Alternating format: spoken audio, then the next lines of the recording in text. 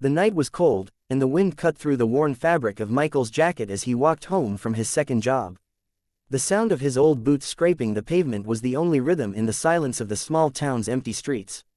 In his hand, he clutched a small paper bag, 2 sandwiches and a carton of milk, all he could afford for dinner with his little girl, Emily. Life hadn't always been this hard. 2 years ago, he was working as a mechanic in a well-paying workshop. But after his wife passed away from cancer, his world collapsed. He used all his savings for her treatment, then lost his job when the shop closed down. Now, every dollar mattered. Every shift he worked, every meal he skipped, it was all for Emily. She was only 7, bright and full of life, and he would do anything to keep her safe and fed. As he turned the corner toward his small apartment, he noticed a woman sitting on the sidewalk near the closed diner. She was wrapped in a tattered coat, her hair tangled, her hands trembling as she tried to shield herself from the wind. People walked by without looking. Michael hesitated. He had just enough food for him and Emily. But then he saw the way she looked at the trash can beside her, desperate, hungry, humiliated. He sighed and walked closer. "Ma'am, are you okay?" he asked softly. The woman looked up, her eyes tired but kind.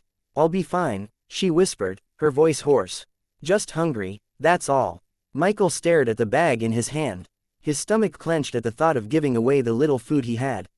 Emily would ask why he wasn't eating again. But deep down, he knew what he had to do. He sat beside her and handed her one of the sandwiches and the milk. "Here," he said, "eat this. It's not much, but it's something." The woman's eyes filled with tears. "You don't have to. It's okay," he interrupted gently. "Everyone needs a hand sometimes." She accepted the food with trembling fingers, thanking him over and over. They sat in silence while she ate, and when she finished, she smiled faintly. "You're a good man," she said. Michael shook his head. "Just doing what I can." Before he could ask her name, she stood up. "Thank you," she whispered again, and walked off into the dark. That night, Michael went home and shared the remaining sandwich with Emily. She noticed he didn't eat much, but she didn't complain. She just hugged him and said, "You're the best dad in the world." The next morning, Michael woke up early to get Emily ready for school. He dropped her off, then headed to the construction site where he worked part-time. His body ached from exhaustion, but he pushed through. Every hour he worked meant food on the table.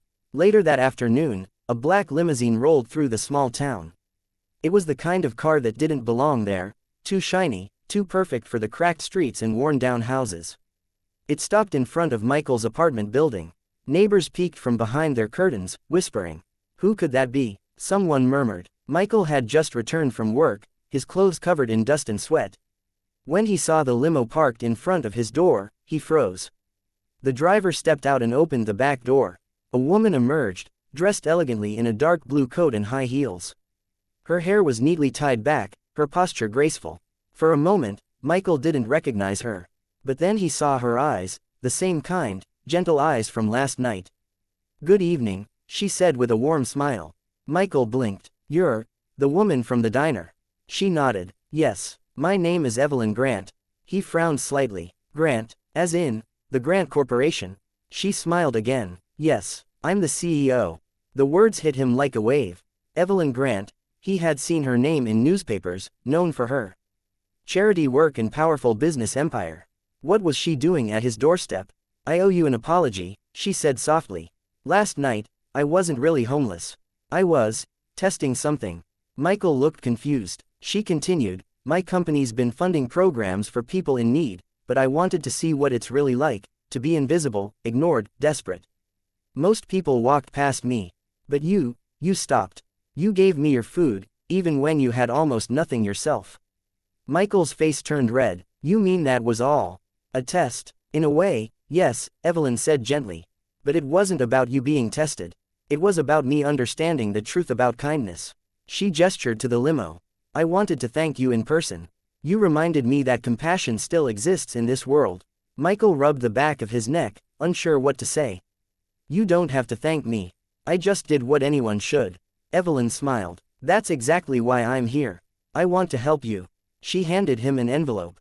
Inside was a check. Michael's hands trembled as he saw the number, $25,000. "I can't take this," he stammered. "It's too much." Evelyn shook her head. "It's not charity, Michael. It's an opportunity. I want you to come work for my company. We need someone with your integrity and work ethic. He stared at her, speechless.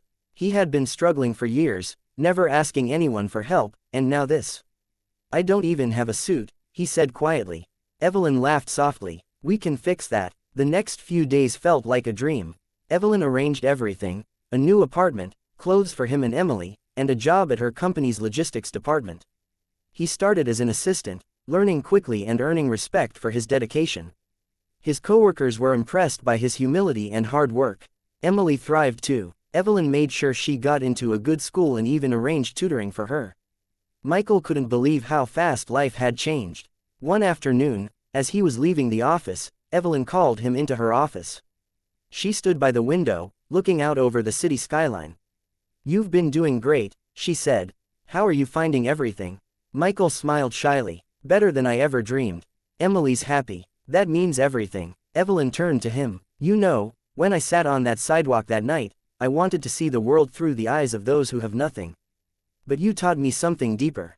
Kindness doesn't come from wealth, it comes from the heart. He nodded. And sometimes, the smallest act can change everything. Evelyn handed him another envelope. You've earned this. Inside was a letter, an offer for a management position. He looked up, stunned. Are you sure? Absolutely, she said. You've proven what kind of person you are. That's the kind of leadership this world needs. Tears welled up in his eyes. Thank you, for everything. Evelyn smiled. No, Michael, thank you. You reminded me why I started all this in the first place.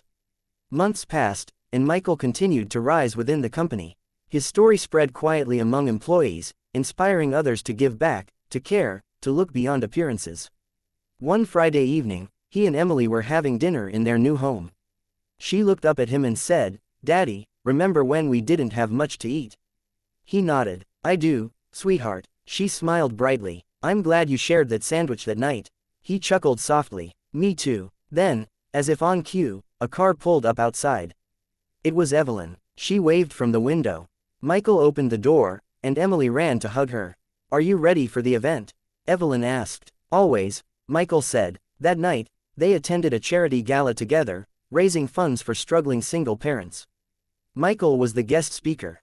As he stood before the crowd, he shared his story, not of pity, but of hope.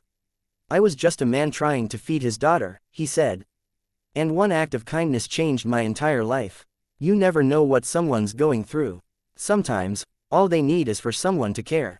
The audience stood and applauded. Evelyn smiled proudly. When the night ended, she approached him and said, You know, Michael, when I think back to that cold evening on the sidewalk, I realize something. Maybe it wasn't me testing the world. Maybe it was the world testing me. And you were the answer. He looked at her, eyes shining. Maybe we were both being tested. She laughed softly. Maybe so. As they stood under the city lights, Michael glanced up at the sky. The stars were faint, hidden by the glow of the buildings, but he could still see them, tiny points of light breaking through the darkness. He smiled, holding Emily's hand.